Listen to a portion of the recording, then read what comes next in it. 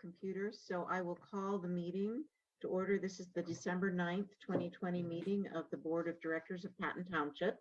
It is our first totally virtual meeting, so things may be a little bit new. We will, of course, provide a period for public comment, and I want to give a phone number here for those of you watching via CNET. Yeah, via CNET right now. The dial-up number is 929-205-6099.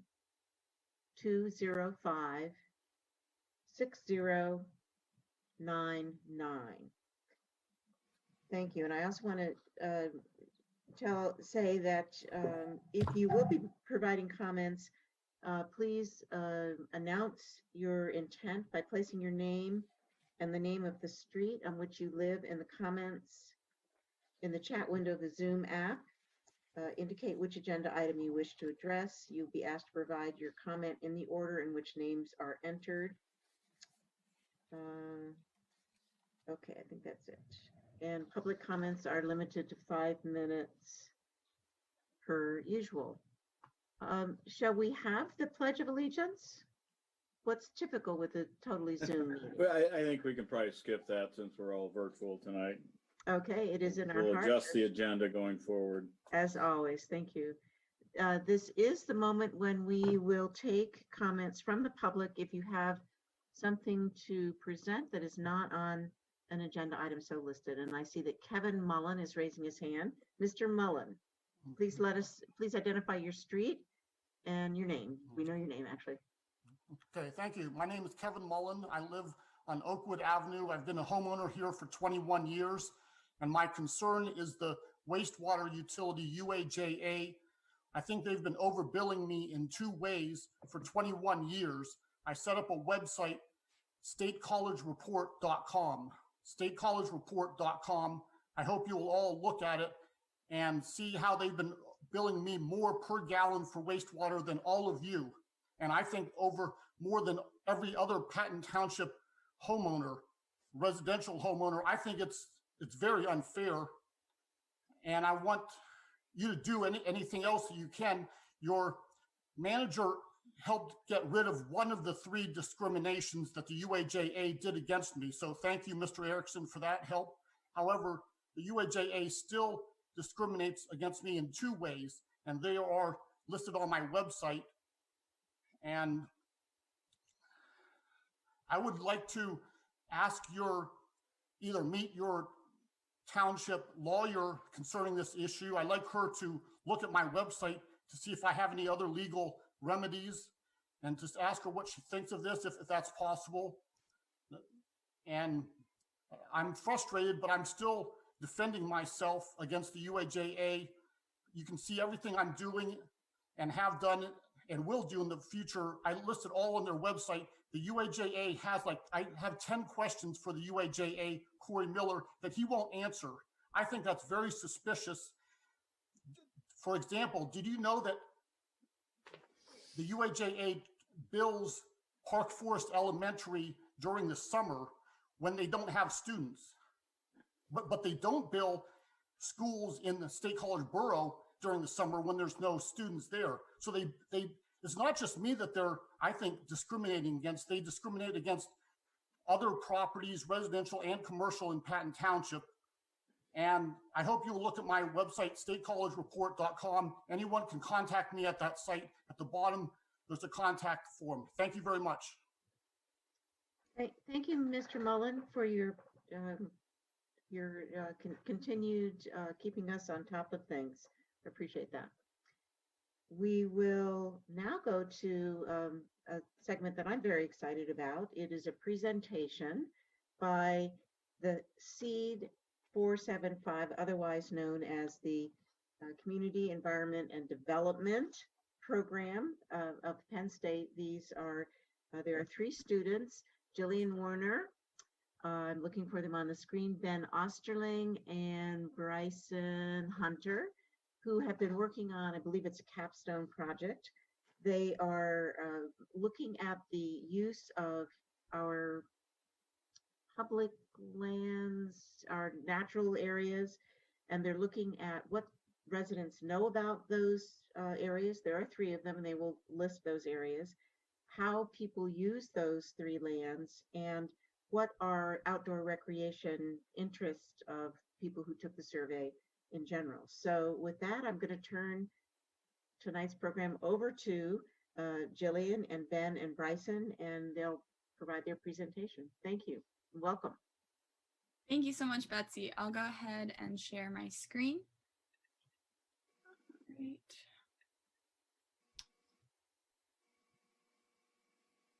Is everyone able to see that? Looks good. Okay, awesome. So as Betsy mentioned, we are community environment and development students partnering with Patton Township to do a survey of open spaces in the township. To begin with, we'll do just a quick overview of our survey. So we did a survey of Patton Township residents on 3 spaces: the Haugh Family Preserve, the Grays Woods Preserve, and the Marjorie Seward open space. This survey was conducted online through SurveyMonkey and sent to residents through the Patton Township listserv and Nextdoor app. We had 187 respondents to our survey with the intent of gaining an understanding of the knowledge of these spaces, the current uses, and the future desired uses for residents. Overall, our goal was to increase this awareness of the understanding of these spaces, as well as provide Patton Township with suggestions on how to increase participation. Yep. So as Jillian just mentioned, some background on the demographics, we collected 187 total responses for the survey. And out of the 187 responses, there was an age range of response from age 21 to 93, with the average range being 57.8 years for the respondents. And then looking at the average range of residency of respondents in Patton Township, respondents range from only being a resident for a few months to 60 years. The average year residency of response was 19.4 years. And then we also want to note that all surveyed residents use these spaces evenly throughout all seasons, apart from a slight decline in the winter.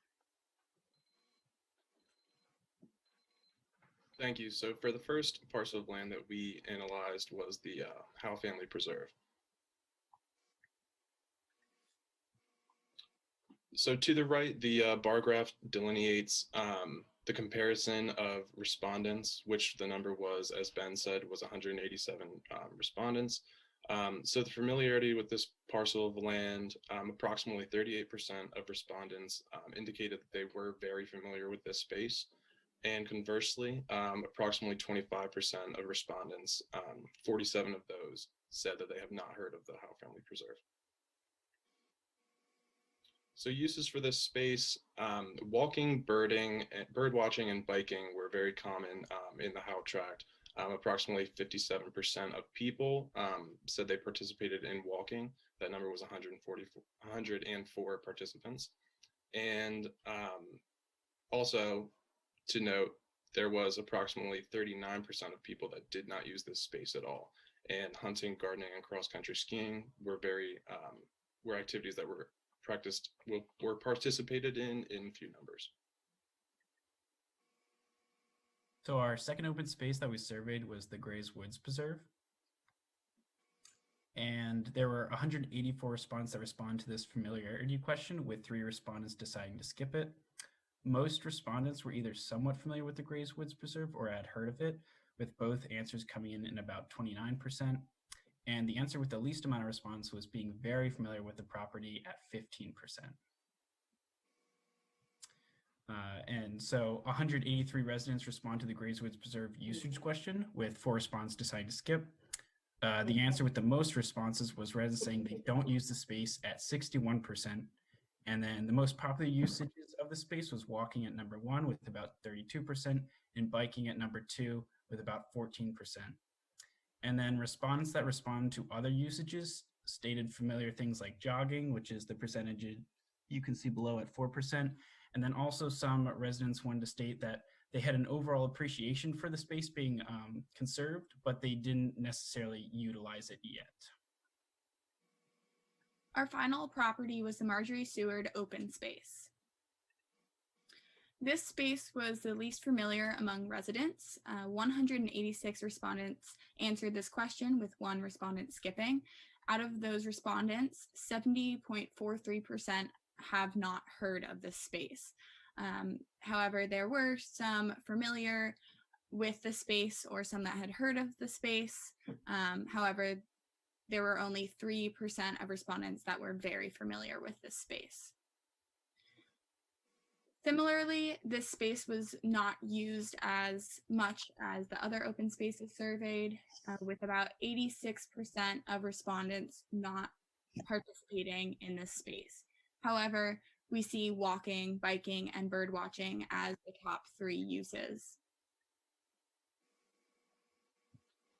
So next, future uses of these open spaces. As Jillian just mentioned, and as came about as a trend in our analyzing of these surveyed areas, walking, biking, and bird watching were very prominent, very participated in on the community scale. And there are other things like hunting, gardening, cross-country skiing that weren't being used as much. And also, in addition to this, some future uses of the spaces that were provided from the respondents were things like kite flying, picnicking, natural appreciation, horseback riding, dog walking, photography, running, camping, hiking, mushroom picking even, outdoor education, and also native plant observation. Moving forward, our team wanted to provide some case study recommendations to the Patton Township Board. These recommendations are intended to provide a guideline for Patton Township if the township is interested in pursuing ways to increase open space participation. Our first township that we researched was Dover Township in York County, Pennsylvania. Ways that Dover Township increased outdoor recreation, open space participation included through community partnerships such as with Get Outdoors Pennsylvania, and by hosting numerous events such as fitness groups, outdoor yoga, stargazing, or holiday-themed events. The second place we looked at was Lower Marion Township in Montgomery County, and they used the National Park and Recreation Association guidelines to help them set parameters for how much open space they should set aside for residents. And so this led them to be able to estimate how many acres of open space they needed to preserve for the foreseeable future by how many acres of land per 1,000 residents. In addition, Lower Marion also looked for ways to reconnect residents with valuable natural resources in their areas, like rivers and forests, through creating bike paths. Lastly, the county to be analyzed, also in South Central Pennsylvania, was Lancaster County. There is an organization called the Lancaster Conservancy, which incorporates the community into conservation practices in order to strengthen their connection to the land that they practice on. The Conservancy advertises local events based around nature, partnering with local businesses, and maintaining ongoing preserve projects with the community through the use of volunteers and educational opportunities. So how can this information be of use to Patton Township? Our research shows that there are a number of partnerships that Patton Township could identify, both locally and statewide. State partnerships could include becoming a Pennsylvania outdoor town or partnering with Get Outdoors. However, there are numerous local opportunities to pursue as well, such as the opportunity to host a Clearwater Conservancy-centered outdoors hike, work with local schools on outdoor education curriculum, or promotion of the spaces with the Happy Valley Adventure Bureau as ag venture destinations. Our contact information is listed here if you would like to follow up with us, but in the meantime, we are happy to take any questions.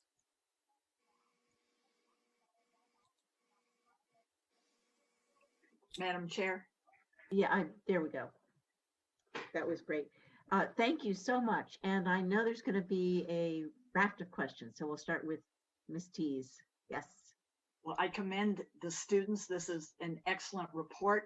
There were resources that you named that I had not heard of, and I find it very valuable.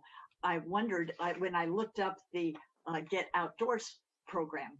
I saw that it's sponsored by the Pennsylvania Recreation and Park Society, which is right here in State College, just down the street from the offices of the Center Region Parks and Recreation.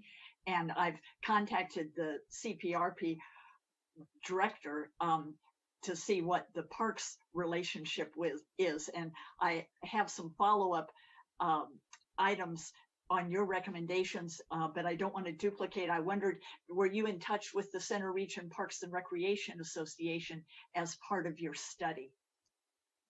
We were not part, we did not connect with this Parks and Recreation.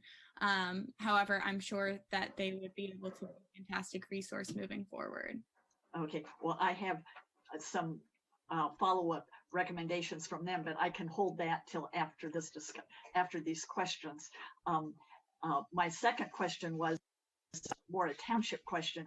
Though I was not on the board, I remember when the Marjorie Seward open space donation was made, and my sense was back then, I mean, there's no parking lot there, that it was intended to be a not very utilized open space spot to remain kind of underutilized. Was I guess I'd appreciate an update from the township folk if that, because there's no place for people to park.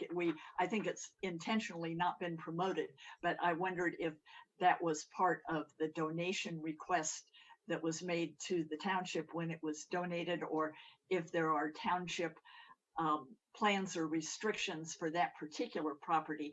I mean, I'm not surprised no one knows about it, but in a sense, I thought that was almost intentional, so it would be underutilized and not, but that's kind of a clarification question for the township.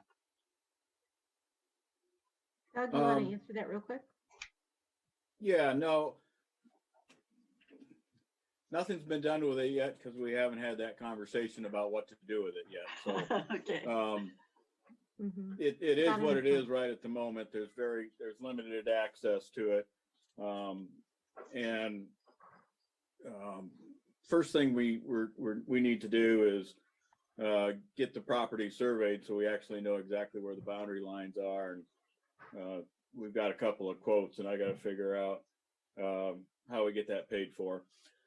But no, over the next year, couple of years, the Open Space Stewardship Committee will be looking at defining some goals for that property, how we want to use it, and from there we'll figure out, you know, what we need to do to develop it to the extent that we want to develop it to. There's no real restrictions in the gift other than we have to keep it available as public land and open to the public. And I'm certain that the Open Space Stewardship Committee will be using your report as a starting point. I see Santa has a question. Oh, Yes.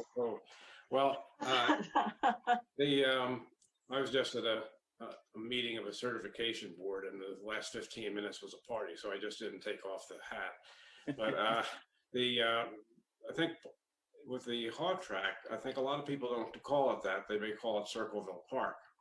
But I thought it was interesting to see how many people say they don't use a park. And we've had that kind of result with a number of surveys we've done.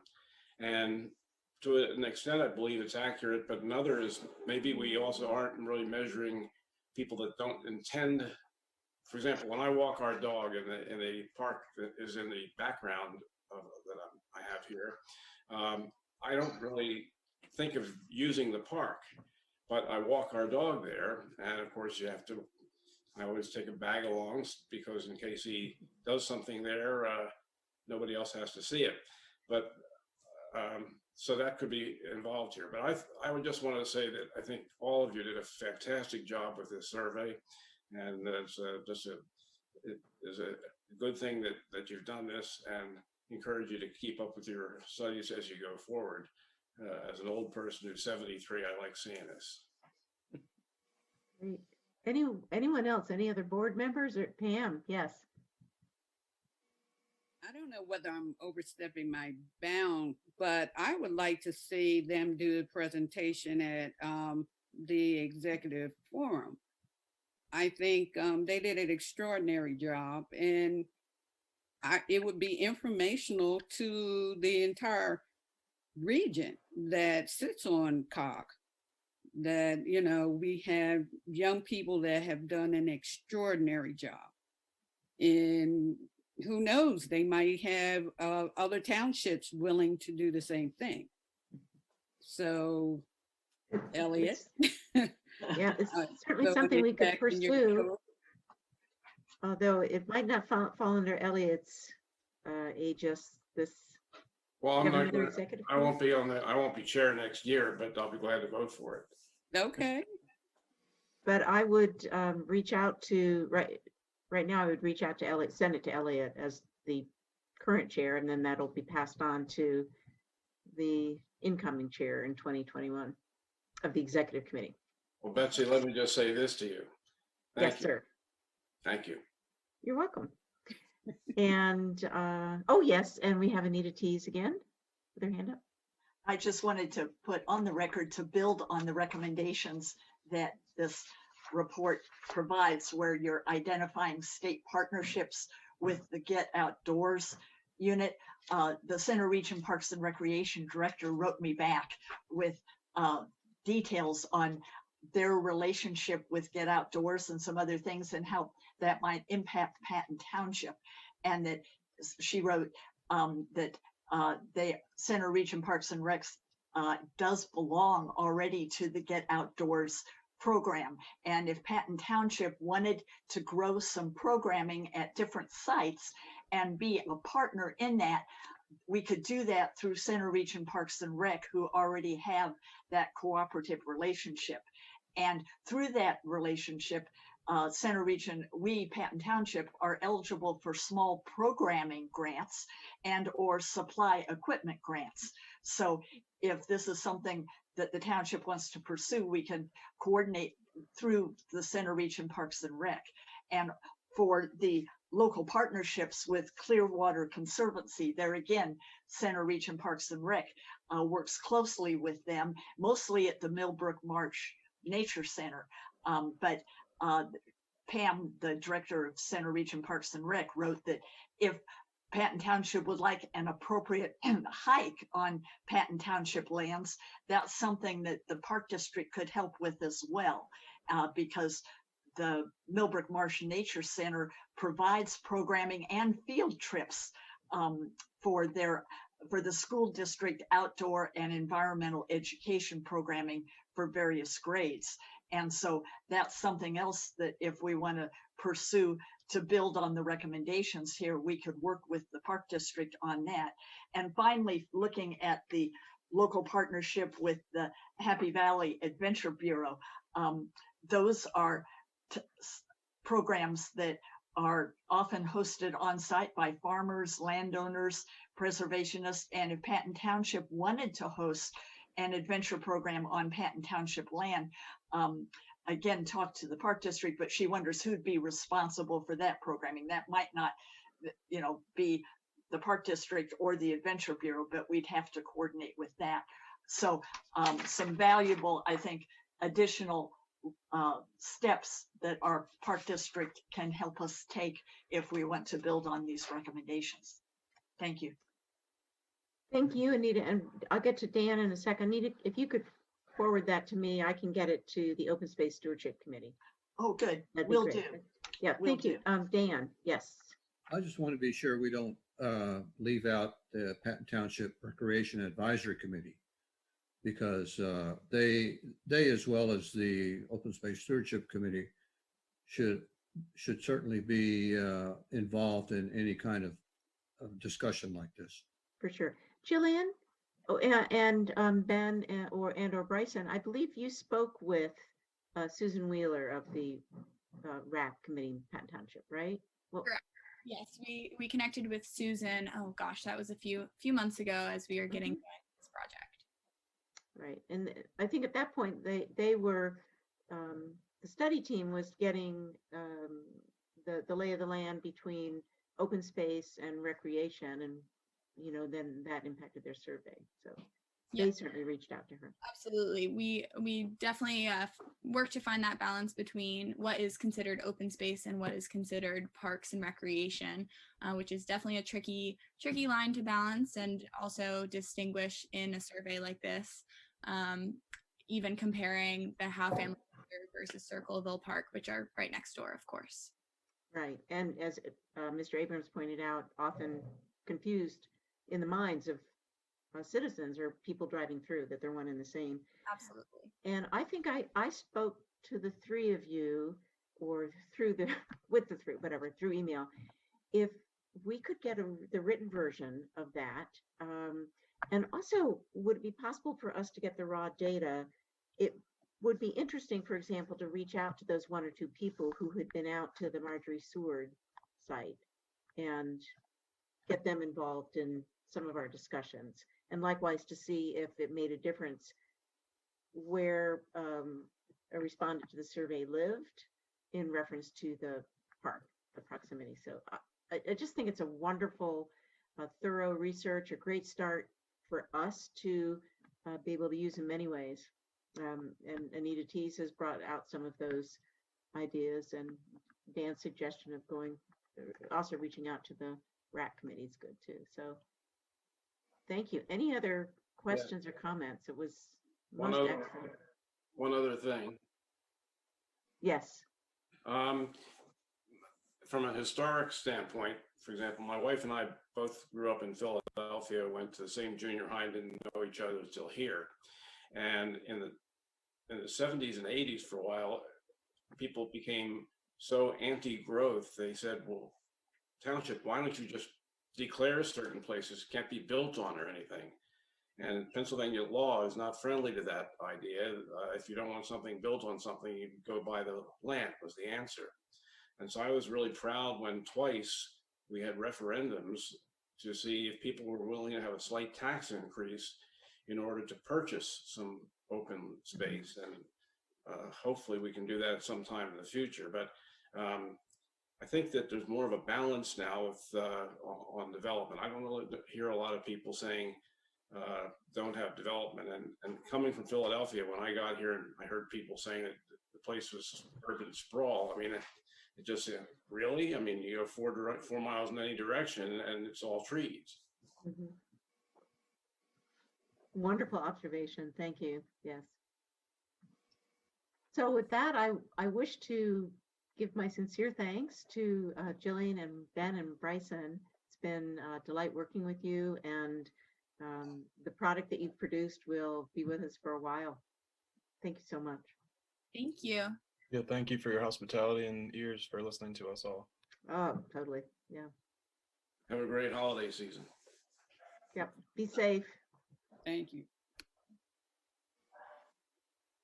That brings us to the public safety portion, and we'll start with our police report, and that would be Chief Jolly. Thank you very much. A copy of the November 2020 Public Safety Report was included in your agenda. You'll see we had 118 traffic stops, 29 citations were written as a result of those stops, as well as 3 parking tickets. And we handled 13 criminal arrests in November. Bike patrol was out and did 9 miles and 16 business checks as well. A few of the department notes. We did arrest a 21-year-old female for possession of a small amount of marijuana. Our officers were actually called to the female's residence for a loud party. When they got there, they detected the odor of marijuana coming from the apartment and asked the female resident about the odor, and she produced a small amount of marijuana to the officers. A 21-year-old male was arrested for cruelty to animals. The male grew angry with his kitten and pushed it off his bed. As a result of him pushing it off the bed, the kitten suffered a broken leg. 30-year-old male was arrested for theft of leased property when he failed to return a trailer that he had rented from a local business. And a 21-year-old male was cited for disorderly conduct. He had extremely loud music coming from his stereo and had actually been cited for the same thing less than 24 hours earlier. We had 3 individuals who were arrested for retail theft and 3 for DUI, and the officers were able to successfully serve 5 warrants of the 6 that they attempted in the month. For November, our officers did have to use force on one incident. Officers had to use their hands and body to handcuff an individual who was under the influence of alcohol as they were attempting to arrest him for DUI. The individual actually resisted arrest, grabbed an officer by their head and pulled him to the ground. Officers were able to get the individual handcuffed without injury to anyone, subdued him until EMS arrived, and they transported that individual to the hospital. For community relations, we were busy again with the school zones and monitoring the schools for drop off and pickup. And Officer Tuskovich spoke with an 8th grade class at Park Forest Middle School about the Bill of Rights. A few training and department activities in November. Detective Snyder attended tactical response team training. Officer Schaefer and Officer Basala attended peer-to-peer training. We're very excited to have starting a peer-to-peer system here within the departments in the center region. So officers, if they're experiencing any kind of trauma, generally police officers like to speak to police officers about those types of things. So we have a system in place and we've had these officers trained. So we're really excited to get that program started. And Officer Finocchio attended an intelligence for tactical investigations training. And then all officers, as required by MOPEC, attended a night range on the 9th. And then our department firearms instructors conducted an annual inspection on all of our department weapons as well. I attended a mental health task force meeting, the task force on policing and communities of color meetings, and the campus community and youth. From the record list of our calls for service, you'll see in November we had a total of 358 calls. That's down a little bit from the 401 in October that we had handled. The most frequent calls for service were 65 traffic calls and then 54 EMS assists. We did have 2 incidents where we reported for customers not wearing masks at local businesses, and then 2 gathering complaints. And then we also had a couple calls from individuals just with general questions about the ordinance for masking. I can stop there, pause there. I have an update on Chick-fil-A and then also a little blurb on our snow regulations. But if there's any questions before I can move on to those. I have a quick comment. Does anyone else have a comment on what the chief has just reported on?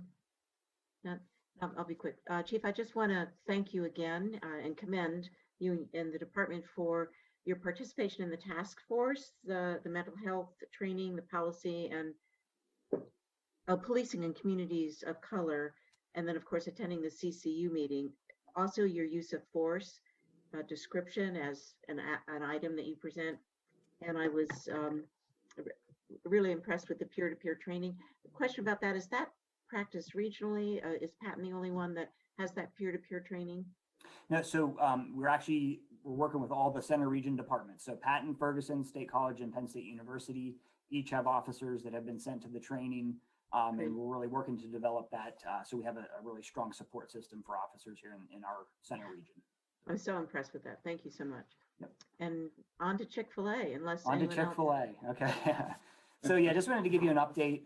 So Mr. Erickson and I met with representatives from PennDOT on October 27th to discuss some more possible solutions to the issues that we're having there with the traffic. And basically from that meeting, PennDOT decided that they would post no left turn signs on North Atherton Street for the entrance into Chick-fil-A. PennDOT did post those signs during the first week of November, and our officers began to stop and educate motorists about the new turning regulation for about the last month or so. During that warning and education time period, we really noticed that there was a lot of vehicles still making a left turn from North Atherton Street into Chick-fil-A. So we met with the business owner and kind of came up with trying to, again, be creative.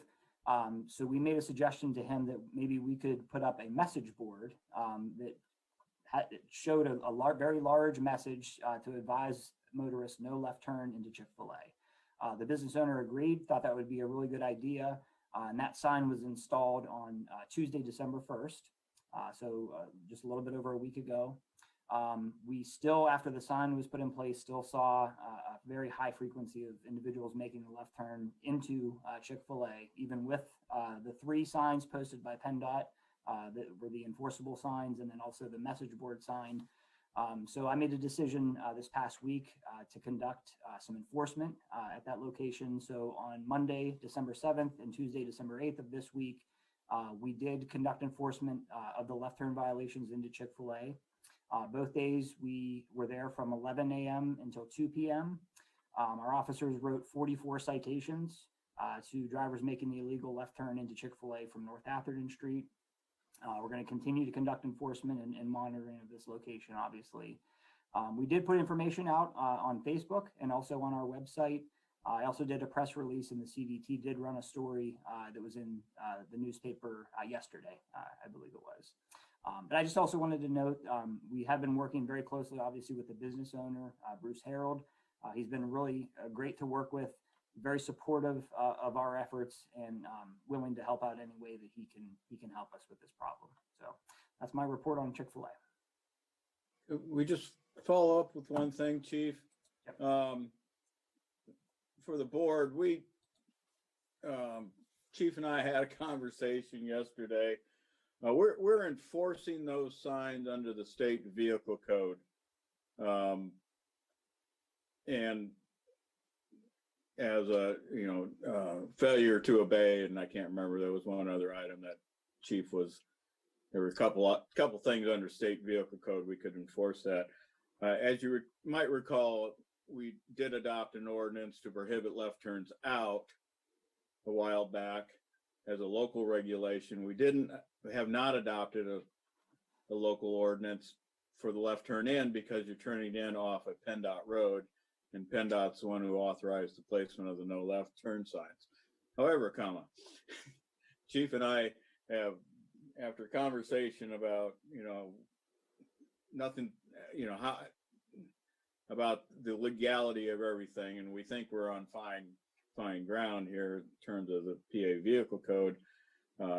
I'm going to ask the board to tonight, in accordance with section 167-4 of the Patton Code, which is under vehicle and travels, to authorize for at least 90 days the prohibition of left turns from North Atherton Street into Chick-fil-A. We have that ability to do this kind of on the fly as a temporary regulation, and we'll follow it up in January with an actual ordinance. And this is just to cover our bases, let's say, in case for one reason or another that the district justice or district judge doesn't want to enforce under the vehicle code, that we would have a local option also. So if I could get the board to take that action again, it would be to prohibit left turns from North Atherton Street into the Chick-fil-A parking lot, and that is in accordance with section 167-4 of the Patton Township Code, to authorizing the board to enact temporary traffic control measures for a minute, no longer than 90 days. So moved. Second. Whoops, just Take gonna your pick. any addition, thank you. It's been moved and seconded. Is there any further discussion on this? Are we calling it a amendment? Just temporary traffic regulations. For this temporary traffic regulation. Any more discussion? Seeing none, all those in favor of this temporary traffic regulation signify by saying aye. Aye. Any opposed? Say no. Great. Go ahead, Doug. That's all I have. We'll turn it back to Chief Jolly. Madam Chair, Oh, sorry. Yes, it is your Yeah. hand. Yes. I have a question. As one might imagine, the next door Park Forest has started a thread discussion on the Chick-fil-A. One of the suggestions made by one of the residents there was, why couldn't it, I know this would have to be a PennDOT move, but where the former left-hand turn lane was on Atherton into Chick-fil-A, could they put striping or something that makes it clear that that if you're in that lane, it's not a left-hand turn lane? Is that a request of something that PennDOT could do? I'll Take let it, Tyler. Okay. Oh. So we, in our conversations with PennDOT, they did mention a little bit about paint markings. They actually, like a horizontal line across the lane was not discussed. They were talking about maybe bringing up a double yellow line. Oh, okay. So that was discussed with them. Me personally, I think that our best solution to the problem would be to have a physical barrier. So a delineator or something actually in the lane to prohibit vehicles from actually even getting into the lane to make a left turn. However, there's just not enough space there to do it unless we ran it the whole way down to Colonnade Way. And if we were to do that, we would need permission from the bank as well to block off the entrance into their making a left turn in. So some of these things have been discussed with PennDOT, and they weren't quite as ready to move forward with anything beyond the signage that they posted for us. Good, excellent. A second question, because some of the residents are claiming this is for Patton Township to get money in its coffers. When one issues a citation under the state vehicle code, that money really doesn't go to Patton Township, does it? No, That so, goes. yeah, so the fine for the section that we're writing is $25. Right. However, there's costs and everything else that goes along with the citation. So the end citation is about $143. Of that $143, Patton Township gets $12.50. Okay, yeah, that's just helpful information to kind of keep the discussions factual. Yep. And well done, Chief. And I was noted that the supervisors received a letter that was sent this afternoon commending the township and the police on this enforcement. And I commend you too. Thank you. While we're discussing, Yeah, and Pam, actually, let me go to Pam Robb, who has her hand up next, Sure. and then we'll go to Santa. Okay. Chief, thank you, because as we were driving down, even if they put lines down on the road, the sign is big enough that you could see it for miles. Yeah, you know, and if they're not even taking in consideration that big sign, there's really nothing more you can do but do what you're doing. And I commend you and your officers for even attempting that. The other word is spreading the word. I had the opportunity at one of our COG committees to address it, you know, to let them know that could they let their constituents know that there is a sign there. That, you know, and anyone that's turning into Chick-fil-A or going to Chick-fil-A, you cannot make that left turn anymore. And I asked them to please pass that word along. It's through word of mouth, it's through communications that we might get a small handle on this. But thank you to your officer, thank you to you and to Doug. I know it's been a headache, but thank you. It's saving lives, it really is. Yeah, and I did want to mention real quickly, follow up to your signs. PennDOT did install 3 signs that are enforceable. So there's 2 on the right side of the road, and then there's 1 directly at the entrance, all facing obviously Atherton and vehicles approaching to make the left turn in. And then also with the message board sign, I did want to note that we put that up for a month, so it'll be there till the end of December. So. We are splitting the cost of that message board with Chick-fil-A. That would be helpful to everybody. So we're partnering on that. Mm-hmm. And Mr. Abrams, yes. we're talking about pavement markings. I just wanted to, I think that PennDOT needs to change their specs on the nature of paint, because the times when it's rained recently, you can hardly see the lines on Atherton Street, even though they were painted fairly recently. And there's some other streets that are similar, whereas you go down the bypass and that's not a problem. And so paint's got to be able to be seen at night when it's wet and dark. Doug, you want to take that up the chain of command? I don't know if it'll make any difference, but Dan, Mr. Trevino, yes. I've noticed that there is a fast food place across the street from Chick-fil-A, Taco Bell. Looks like it's getting ready to open. They're open. I'm concerned, aren't they right across the street from each other? Oh, they're not right across the street. Okay. Almost. I'm just concerned if Taco Bell becomes as popular as Chick-fil-A, we may have a problem on the other side. Taco Bell has no access back onto Atherton Street. It's only you can turn right in to Taco Bell, and then all the exiting traffic is going back through the alley there behind the store that connects to Colonnade Way and back to Patriot Lane.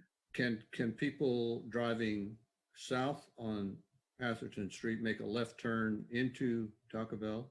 No. There's a stoplight at the the entrance, the main entrance. No, I think the barrier runs down just far enough. No, they can't.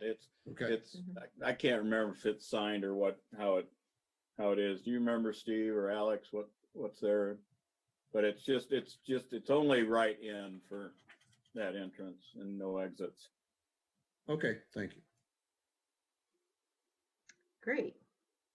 Quite a bit over a chicken sandwich, who would have guessed, but it's really about safety. So thank you everyone for this prolonged engaged discussion. We are now moving on to yes, sorry, Doug. For Planning Commission report, we do have Kate D'Amico here with us. Yeah, absolutely. Yeah. Please go ahead, Kate. Oh, you're muted. Yeah. Hi, everyone.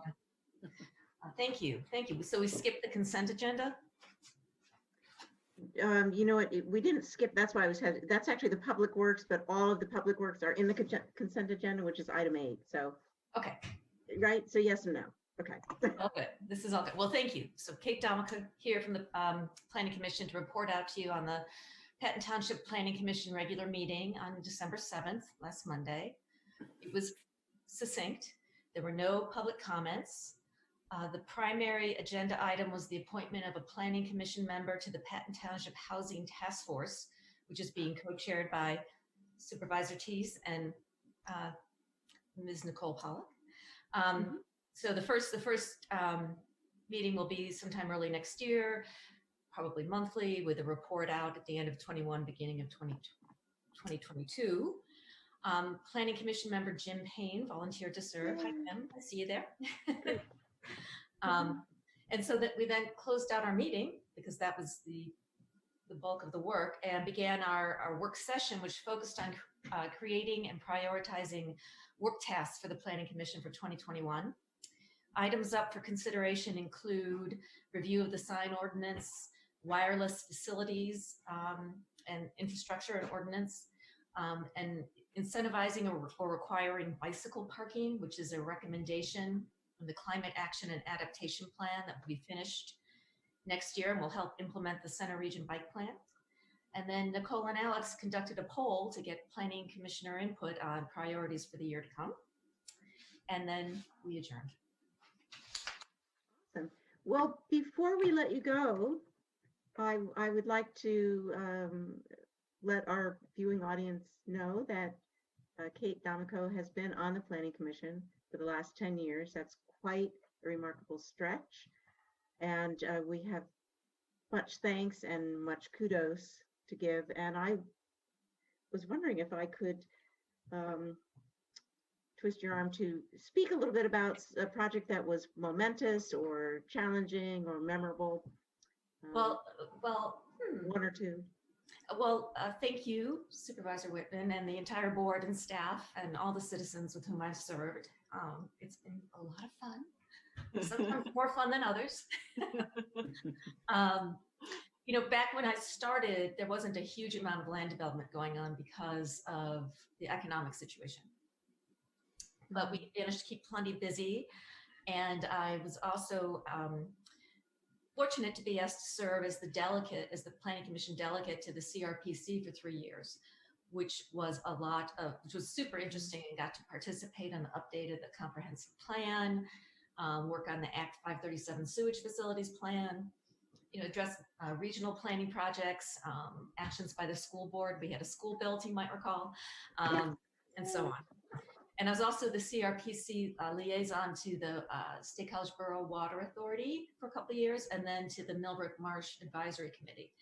So as such, it was really interesting. I got to meet lots of great people and contribute. So more recently, Planning Commission spent a lot of time thinking about development plans such as the Patton Town Center and revisions to the Grays Woods planned community and the housing projects in Toff Trees and the planned airport district. Thank you, Nicole. And mixed use overlays, particularly the not only in the Grays Woods area, but of course Patton Crossing. And I got to meet several of you during those discussions about Patton Crossing. And I think as a township, we learned a lot about citizen involvement early on in these discussions for these sort of major undertakings. And we had certainly some very interesting and long discussions in the auditorium of the middle school and other places. And I think we came out to a reasonable conclusion at the end. So thank you again for the opportunity to serve and to work on some important projects. And I hope to do so in the future. I concur with the interesting discussions, and again, many, many kudos. Anyone else real quickly? Anita? Yes. I've been listening in on Planning Commission meetings this year, and I have been very impressed, Kate, with how you have a sense of vision, how you ask questions that look at the broad picture, and am especially delighted that you have volunteered to serve on the 2021 Patton Township Housing Task Force. The knowledge and experience you bring will be invaluable. So thank you for continuing after your retirement from the Planning Commission. I got a ways to go yet. Never say retirement. You really add a lot, and I'm very appreciative. Thank you. Thank you all, and this wonderful staff. All right, take care. Signing out. Thank you, Kate. Thanks, Kate. Take care. Let's see. Under administration, we've got, we're looking at some changes in some of the fee structures. One is a reduction for the restaurant and retail food license renewal fees, a proposal to bring it down 50% this year in recognition of the economic stress that they have been functioning under. And then the second is a suite of changes concerning mostly the code, and then changes in refuse and recycling. And Doug, I'm going to have you walk us through this. Okay, well, you covered most of it. Oh, okay. If there's other questions, the Borough Health Department had suggested reducing fees for restaurants, since most of them have been at 25 or 50% occupancy when they've been able to be open. So this would be effective. So most of them do their renewals in the first quarter of the year. So we would, somewhat in recognition of everything, for at least for 2021, cut those in half, which is probably reduce our budgeted income by a few $1,000s, but I think it's a good thing we can do for those folks. The other changes, as you noted, Kate or Betsy, excuse me, were some increases that the Center Region Code Administration is looking at. Primary one is increasing building permit fees, and then also annually we do adjust refuse and recycling rates. Those are primarily due to the cost of fuel and the tipping fees that are charged at the transfer station. Tipping fees went up this year, I think from $70 a ton to $76. So that's an example of one of those costs that advanced disposal has to take. I mean, they don't have a choice about it. They have to pay that tipping fee. So those costs do come back to the users through these rates. So I set it up as two different resolutions, 2020-32, which is the code and refuse recycling fees, and then 2020-033, which is a 1-year reduction for the restaurants and retail food establishments. So I'm going to ask that in reference to the 2020-33, that's a resolution to reduce the licensing fee to 50%, that unless there's any negative discussion, I'm assuming that we're all in agreement. I don't think we need to repeat that, that I will just call for a motion on that. Dan? I don't have a negative response, but Oh, sure, then go. but it's a clarification. Doug, is it possible to retroactively apply this to 2020 fees that have probably already been collected and give them a refund for this year? We could if you wanted to. In essence, we would be giving them free license for next year.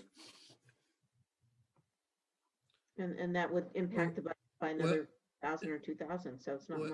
Well, it seems obvious to me that the biggest impact these food service establishments have had has been this year, starting in March, where they've been half of the year or more, according to state requirements, they've not been able to serve, have any indoor service. So I'm just thinking of trying to give them some relief from the township.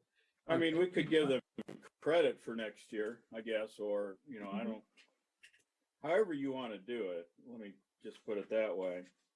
I think, Dan, did you have more to say on that? I didn't mean to abruptly cut you off. Let me ask clarification then. In the resolution, you're not stating what the fee is. I mean, how much is the fee? No, we have a schedule of fees based on the size of how many seats are in each restaurant, and then for retail, like grocery stores and some other places, just pay a set fee. Give me a dollar range. I don't know if we're talking about $50 or $500. I think they range from, I have to pull it up. I think on the low end, the license fees are like $150, and I'd have to look and see what they go up to on the high end. Open up my,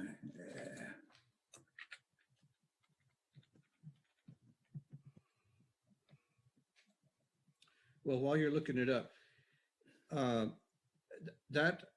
my proposal is separate from the resolution for 2021 fees. And certainly I support the resolution on 2021 fees.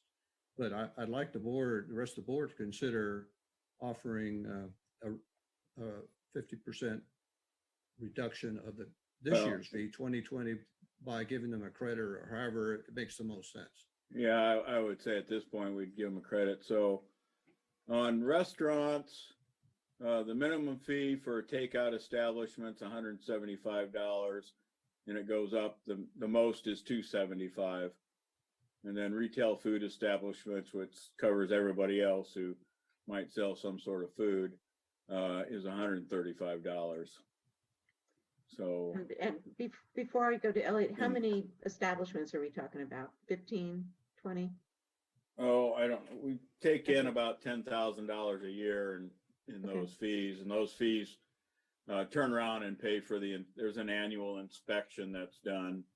And then the Borough Health Department responds to any complaints that we might receive, and they go out and do investigations and inspections. Okay. And Mr. Abrams, yeah. I'll move Elliot. that motion. I think that those businesses have been particularly hard hit by this problem, and anything that can be done to help out you in some way would be helpful. Do I have a second on that? I'll second. And we're talking about just the resolution 2020-33, Elliot, or are you talking about both resolutions? Well, I'm supporting both, but yours, the new one on going retroactive, that was the one I was making a motion on. Oh, okay, so it's not I'll do related to, both. I'll do both if they'll both pass. what do you think, Betsy? You want to, Well, it's actually getting kind of complicated. Let's do two resolutions. Let's look at the one for the food service fee and see if we can amend that to make it retroactive for 2020. well, I'm not sure we need an amendment to that resolution. We're just talking about a policy, implementing a policy about 2020. That won't require a resolution, will it, Doug? Well, You should, if you're gonna give money back, in essence, asking taxpayers to subsidize it for last year, you should probably at least take a motion. yeah, Okay, it's set up as a resolution for 2021. So yeah, let's do it for, can we take this motion and amend it, or do we need to actually propose an additional motion that specifically marks out? Yeah, I'd like to Just suggest two motions because I think it's important that we're doing this and people should actually know that it's happening. And so I make the motion for 2020 first and then follow it with 2021 one. Doug, I'll take your advice on this, whether it Elliot, you're saying it needs two resolutions. I don't want to make extra work for the staff, but I agree that it's nice that the public knows what's happening. Doug, I'll take your advice on that. I mean, you can do it by motion. I mean, since there's no resolution for you for 2020 to review, I would you could offer a motion. It doesn't have to be by, you were not altering the fee schedule. You're authorizing a reimbursement for expenses that have already been paid. In essence, if you reduce 2020 fees by 50% and 2021 fees by 50%, we're going to give them their license for 2021 at no cost. I mean, if that's what you intend, then you should vote in the positive for both those issues. I disagree, Doug. Well, they've already paid for 2020. I understand. So it's two different budget years. So it's not a no cost. I mean, if you're averaging over 2 years, then you're correct. But we're talking about funds out of 2020. That's where the refunds would come from. Okay. And they still have to pay the fee in 2021. Well, I would Yeah. suggest you do that as two separate actions. One is a motion for 2020, motion and second and a vote, and then a vote on the resolution 2020-033 for 2021. Okay. Since we already have the motion for 2020-33 on the floor, let's vote on that. No, sorry, Betsy. Elliot clarified and said his initial motion was just for the refund on 2020. That was right, Elliot? Is that what you're? Okay, I'm sorry. Great. I don't have a resolutionary war or anything. I hope I'm glad somebody's keeping track. So could somebody educate me on, or Elliot, could you repeat your motion, please? Just for my. The motion was to refund half the fees from 2020. Okay, and we have a second on that. And I seconded that. Seconded. Any further discussion? All those in favor say aye. Aye. Aye. Opposed, say no. Okay. So we've got that first motion where we'll refund half the fees from 2020. And now we're going to the second. I have a quick question. Yes. Quick question. So Dan, you prefer us to actually cut a check to everybody that they're not going to get until 2021 at this point anyways? Well, we're talking about two different budget cycles. So, Right. Yeah, Right, Larry, but what's that? We'll write checks to. We'll have to get a list of everybody who submitted Okay. for 2020, and we'll write them a check. Yeah, and Okay. with an explanation. Yeah. Because we want our business owners to understand that the supervisors have their financial concerns at heart, given Okay. the struggles they've had to endure this year. And I bet some of these businesses may not be around next year. Okay, So, well, I just wanted to clarify that we Yeah. were actually gonna cut. There's about I think we got in 36 Okay. payments in 2020, so we'll turn around and pay them back. So. thank you. No, we I have haven't a- had the vote yet. Oh, I Anita have a- has a question. I have a clarification question. We're refunding half of the fees or are we refunding their entire payment? Half. Half. Yeah. That Okay. was the motion. And yeah, and I think we passed the motion. Everybody said Yeah, there aye. was a vote on the first motion, yes. Okay, thank you. So the next motion will be to adopt the resolution 2020-33. Am I correct on that? Correct. All right, and can I have somebody move that and then? I'll move that. Okay, and a Next. second, please? I'll second. Okay, thank you, Anita. And any discussion? Yes, Elliot? Well, I think that with the virus, with the vaccine coming along, it'll be a real shot in the arm for the businesses. And I wonder if in the second part of the year, we're going to need to do that, or we should do it separately, or just assume that it's not going to improve that quickly all year. I mean, my response to that is what we're giving back to them only partially compensates for everything they've been through, regardless of how things return, how well or soon things return to normal. So That's this year's, but I mean, for next year, I don't know what the story's going to be in July, August. If we want to do it, that's fine. yeah, I mean, Well, most of these renewals will be done in, like I said, in the first quarter of the year. So All right. we're only going to get one chance And- to charge them. Right. We won't Yeah. be able to really go back and charge them more later. So and chances are the vaccine won't be really widely available until June. Is what I mean, I'm hearing April at the earliest, but probably it's going to be June.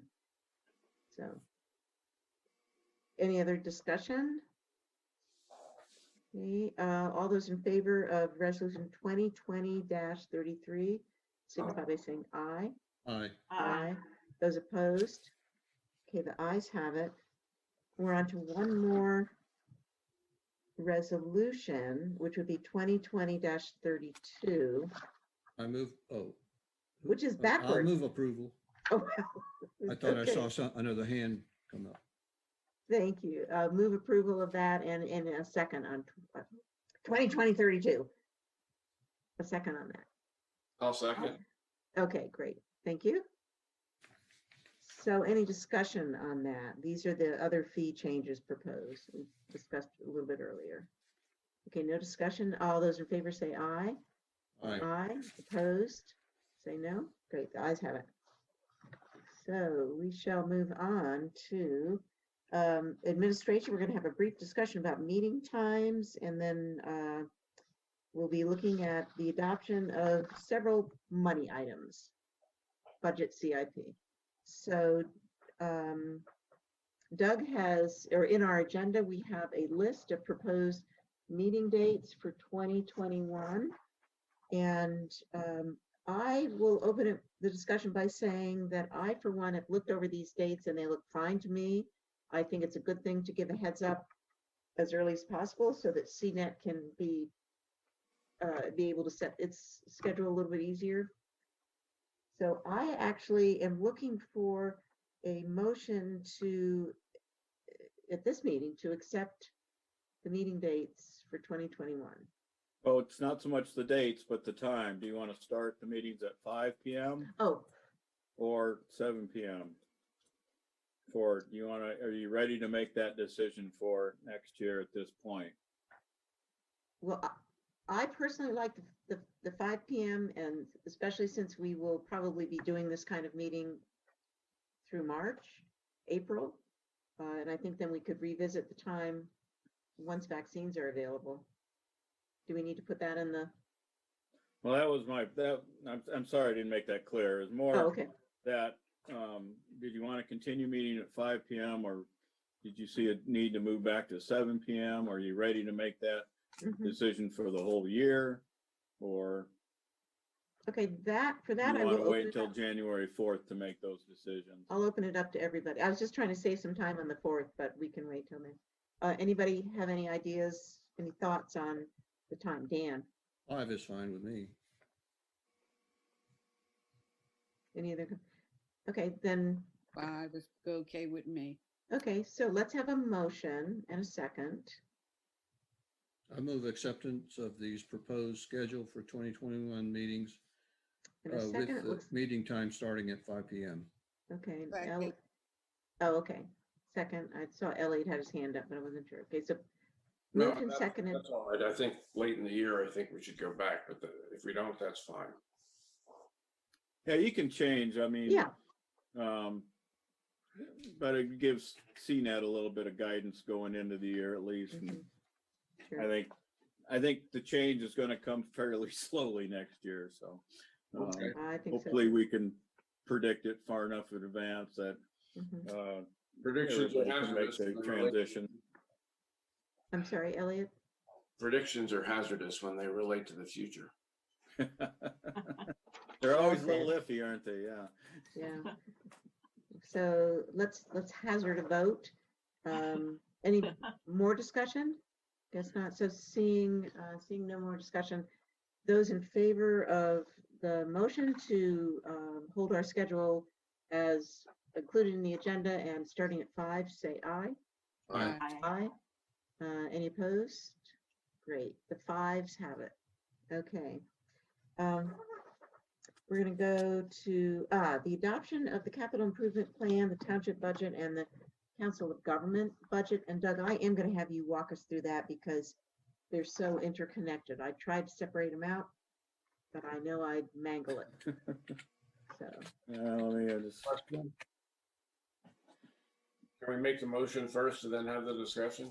Or I move all of them? oh, I like that. I'll second the motion. So actually, there's 3 motions. There's 3, and they're all kind of interrelated. I'll Yeah, make they all- can be done as one. Oh, great.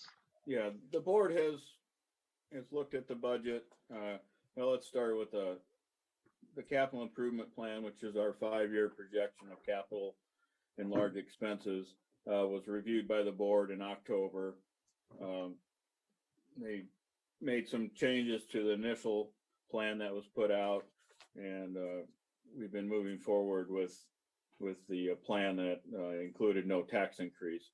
At November 11th, the board tentatively adopted the manager's recommended budget as the tentative budget that was advertised, and we held a public hearing on November 18th. You see at the top of page 7 of the agenda, the big numbers from the budget, revenue, expenditures, and the ending cash balance. Board has to adopt a budget by the end of the year in accordance with the second-class township code. Last month at the general forum, the council of governments forwarded their budget for 2021 to the township. Approval of our township budget, in essence, becomes an approval of the COG budget, as all those numbers are included in our budget as expenditures under the appropriate categories. So the 3 actions the board's asked to take tonight are approval of the capital improvement plan, approval of the budget for 2021, and then a property tax resolution that we have to pass each year, which in this case just says we're keeping the tax rate at the same rate it was last year, which is 9.5, correct, Larry? Yeah, 9.5 mils. So with that, I'd ask the board to consider action to approve those three resolutions. Can I have a motion on all 3? Yeah, Elliot. Yeah, we've had a motion and a second. Okay, great. Any more discussion? And all those in favor of these 3 items signify by saying aye. Aye. Aye. Any opposed? Okay, great. The ayes have it. We're going on now to concerning real estate tax appeals, and our solicitor is asking, has a conflict and is asking for a waiver.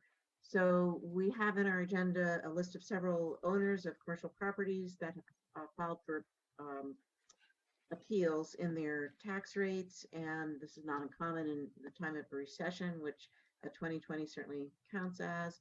So typically we have four taxing bodies actually, or three taxing bodies: the county, the school district, and the township, along with the county assessor's office, send a representative to this discussion. And it turns out that our representative, the township, our solicitor, Betsy Dupuy, her firm actually represents some of these clients, and she herself represented in the distant past, I believe, one of the clients. So I think next we hear from Betsy Dupuy. Yeah, that's a good introduction, Betsy. These property owners have all filed an appeal.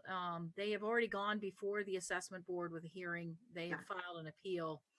And under the assessment law, the assessment board is really the initial appellant in the, or appellee, if you will, in the case. And they are the body that really makes the decision. Under the strangeness of the assessment law, the three taxing bodies are permitted to be part of the appeal. Actually, we could have been involved at the assessment board level. I don't think, unless Doug's aware, I don't think that has ever happened, whether it's been ourselves or the school district. Other counties, it's a very contentious process from the day one. But essentially on the appeal, the assessment board solicitor, who is David Gaines, and really Mark Kellerman, who's the chief assessor, will run, they will get a appraisal at some point, and they will, if you will, prosecute. That's not really the right word, but they will direct the response to the appeal. The taxing bodies like to be part of that, and we have done that in the past on several occasions for Patton, to make sure that any, if you will, deal that gets struck as to the valuation, the taxing parties are part of. And in fact, there have been several circumstances in the past where Doug and I have both kind of taken a back seat and not got involved because we didn't feel there was a need to. And we've later been contacted about a settlement and people need us to sign off. So the township would eventually be a sign off on any kind of settlement. Obviously, if a judge makes a decision, nobody signs off. The judge makes the decision, and that's how it goes. We've got a couple of these folks. One of my partners in Pittsburgh, David Ross, has done some work for the Shaner Partners. In fact, on several properties for them out in Pittsburgh, which would make sense. They have a lot of properties all across the Commonwealth. So we have an internal firm conflict. I do not have a direct conflict myself, but we have an internal firm conflict. And then Northwest Savings Bank, I have a partner in Pittsburgh again who represents them doing loan documentation. And I had done work for them back in early 2010, sometime in that time period locally, but I've not represented them since then. So what we're asking the board is to waive the conflict. Again, those parties are also being asked to waive the conflict, and I don't have those in hand. So obviously any waiver this board would grant would only be followed through if in fact the other party waives the conflict. So. And so this would come in the form of a motion? Yeah, I think what staff would like is a motion from you to just acknowledge and then Doug can actually sign off on anything that needs to happen. There's no real formal paperwork necessarily, but all of this in the past and now would be done under the general solicitorship. It's not like it's a separate litigation matter that we open up. Again, it's more to be involved from a monitor and follow than it is to engage a lot of effort, if that makes any sense. Enough sense. So can we get a motion concerning this waiver so that our solicitor can go ahead and in good faith or good heart be our representative? So move, Pam Rob. Second? Second. Oh, there we go. Okay. I saw Elliot's hand, heard Anita's voice, whatever. I'm sorry? I have a comment. You have a comment? Yeah. Oh, yes, please. Why does the bank need relief? That's an interesting question. I mean, we've had tax appeals. I mean, I realize there probably seems like there are more this year, but several of these hotel properties have actually filed appeals in the past. So none of this is new.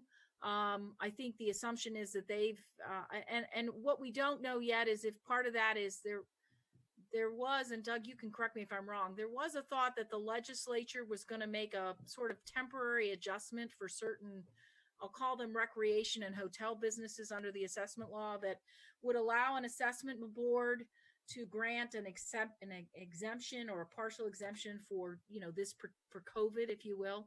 And I think that may be why a lot of the hotels have appealed, because it's not just in Patton Township, and we've got them in College and others across the county. But there are, I'm not sure why Northwest Savings Bank chose, but you've also can see in the list that at least originally filed with the assessment board, we had 2 of the apartments that were involved.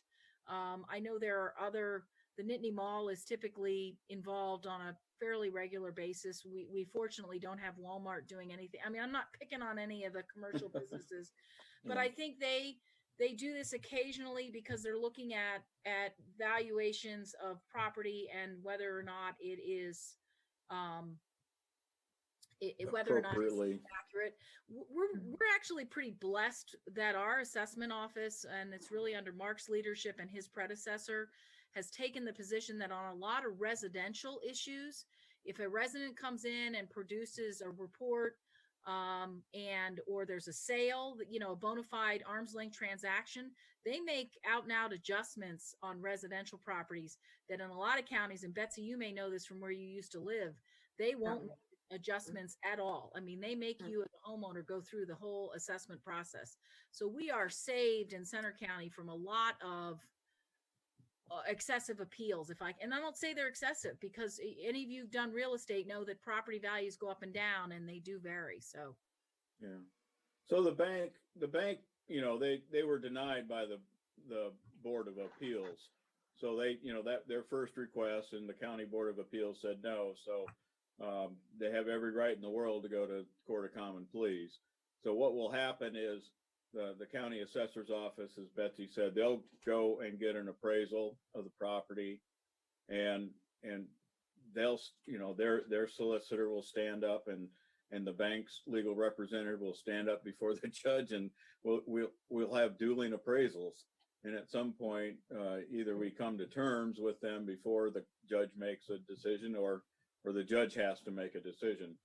And, he can choose either value or somewhere between them is typically what happens.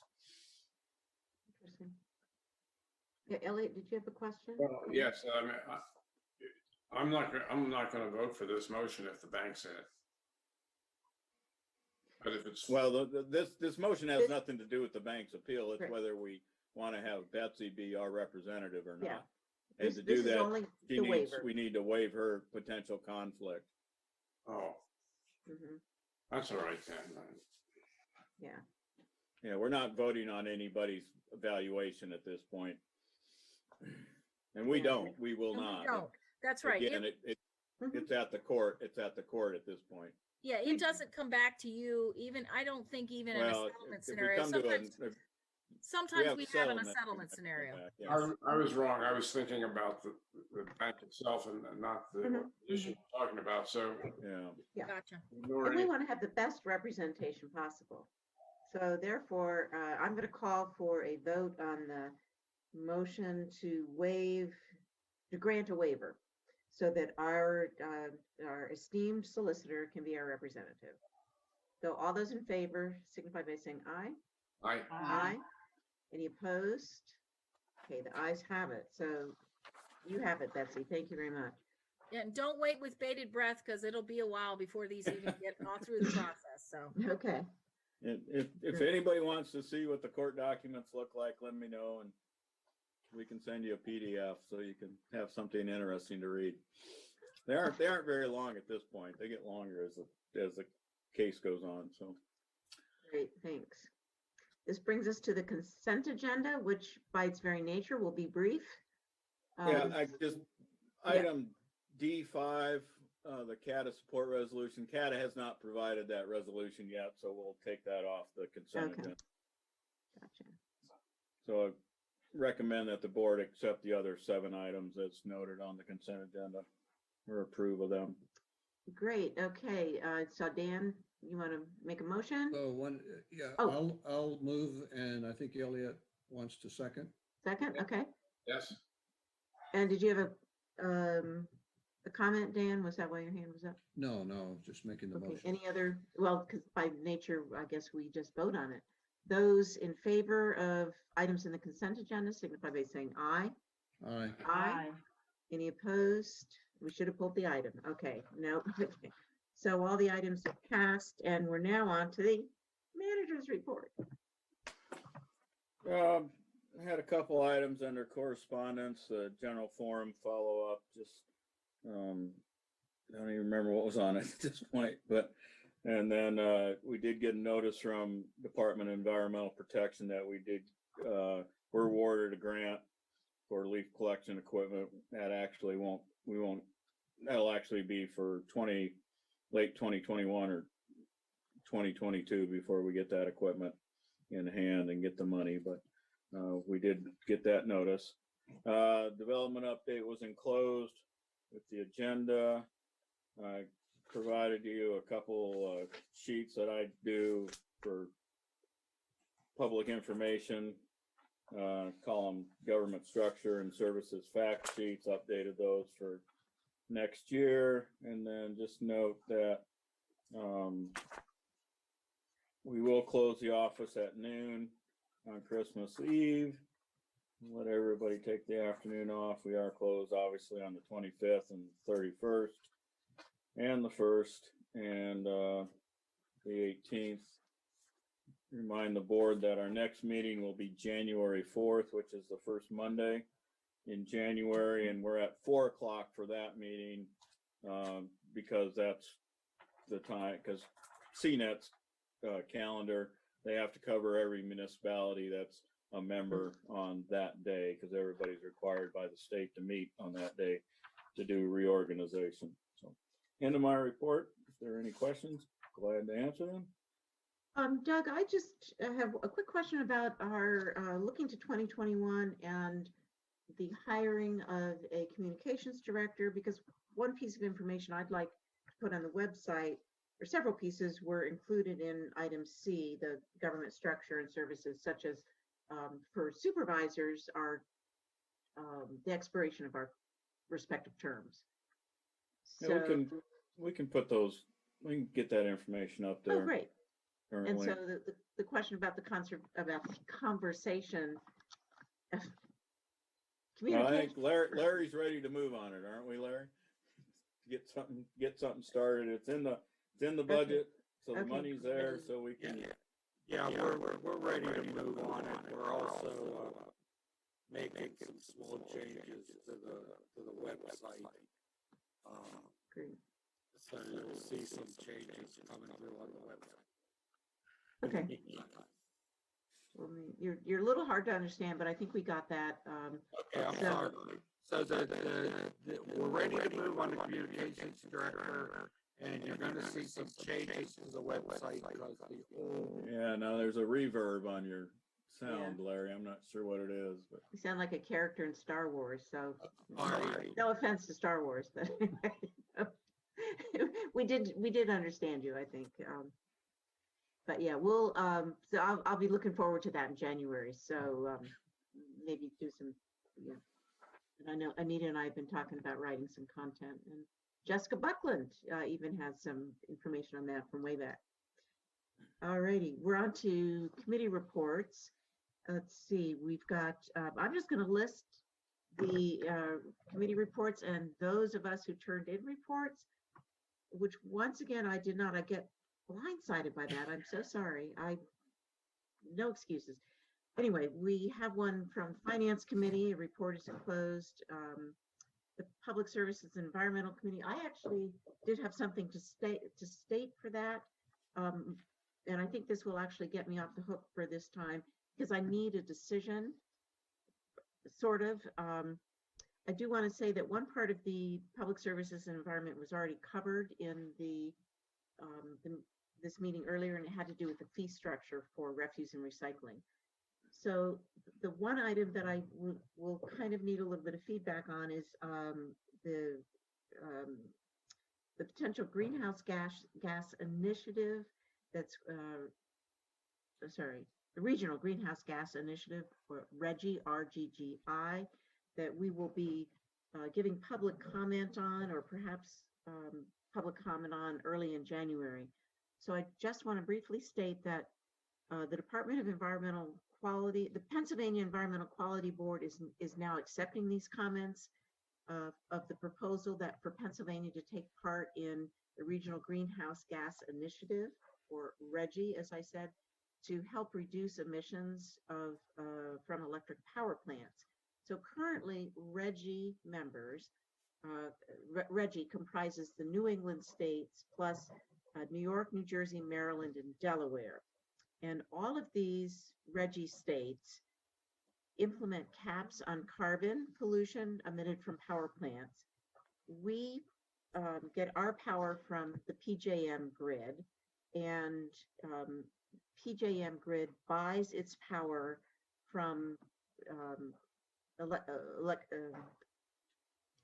power facilities, be they solar or wind or fossil fuel or nuclear. And it starts by buying from these sources that are producing it at the cheapest rate. So our grid, PJM, buys from a variety of power plants that I just listed, and the power plants that emit carbon, because if we're a member of RGGI and the capping ability that we have for carbon, the power plants that emit carbon will have to factor in the cost of the pollution allowance into what price they offer for PJM, which means that their price would be less competitive. So there would be pressure on them to somehow reduce their greenhouse gas output. So that is the argument for being a part of the Regional Greenhouse Gas Emissions, or RGGI. And yeah, so I wanted to bring any comments from the board. If you feel any reservations, then I will communicate this to the TAG, the Technical Advisory Committee, which is part of the Public Services and Environment Committee, and that will be passed along for these comments. Of course, the downside of being a part of RGGI is if you are the owner of a carbon producing power plant, or anybody who has money invested in that. So I don't know if there are any opinions that anyone has at this moment that I can take back. We're all asleep. No, I agree wholeheartedly with everything. So yeah, I certainly do as an individual. So it would be a part. So I will, unless there are no objections, I will take that information back to Public Services and Environment and to the TAG committee also. Okay, moving right along. Thank you for that. So I can check that off. Transportation and land use. Pam, did you submit a report? You probably did, right? No, because we just met yesterday. Oh, of course, December 7th. Okay, we'll get it the day before. But I can say that, Doug, if you can put that back up for me, the potential of reorganization. Our whole meeting was trying to get comments from the committee on the different committees that we're on, what changes they wanted to see. We talked about the joint committees session that we had, and whether the timing, they wanted to keep the same timing and dates. So that was our whole agenda. And really no need for a report because it's self-explanatory. Yep. And we're waiting to hear back other comments from our committee members. Great, thanks. And I think many committees are going through that. So thank you for that. So we do have a report enclosed from the State College Borough Water Authority, another report enclosed from the Spring Creek Watershed Commission, and a report enclosed from the Center County Metropolitan Planning Organization from Ms. Hamrock. So is there any other business? I actually have some other business, but I'll let anyone else go first. So seeing none, I would like to offer my really sincere thanks and my utter surprise at a very lovely gift basket, which was delivered to me by Anita, and I understand that Pam was the driving force behind it, and also that little wagon for gardening, which I promised to try and fill with some kind of produce or flowers sometime next year and bring it into the meeting to distribute. So that was really very thoughtful, above and beyond, but I totally appreciate it. And And- you didn't explain why you were getting the basket. The reason is to recognize your excellent service Thank to you. the board for this whole year as our chair. And yeah, I meant to say that I was so humbled by that. I thought really it was so unnecessary because, but yes, thank you very much. And thank you also for everybody's support, especially when I can't see whoever's raising a hand and reminding me of that. So thank you very much. And thank you for all your support. Betsy, Yes, ma'am. let me say the thank you goes to Oh, yes, every board member, and the chief. Township Manager Doug and his staff, Chief Jolly and his staff, Larry, So wonderful. Nicole, all of us. We just want to say thank you for, serving this community as the chair. And even though you think it's my idea, it was not. Thanks to Anita, the elf, and Dan, and Elliot, the male elves that kept it under wraps, and Key and Doug and Chief. So we all say thank you for your service. Well, thank you for letting me have fun. That's what I say, really. It's been a blast, even though it's been by the, whatever, the last minute Lucy here. But anyway, I've had a blast. You guys are the best, right? It's all about fun, food, focus, whatever. Getting stuff done. Okay. Everyone have a wonderful and really, really safe holiday, the next 3 weeks, whatever you celebrate. It's, keep. Have you all heard the story about the nativity scene? Believe me, I've heard it. Has anybody else heard it? I've heard it.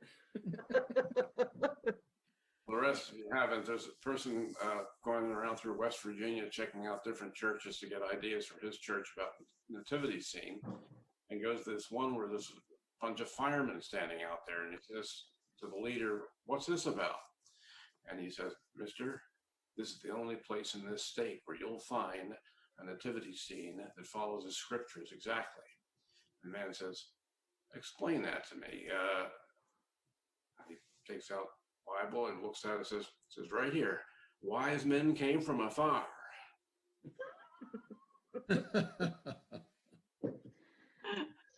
A perfect right. ending.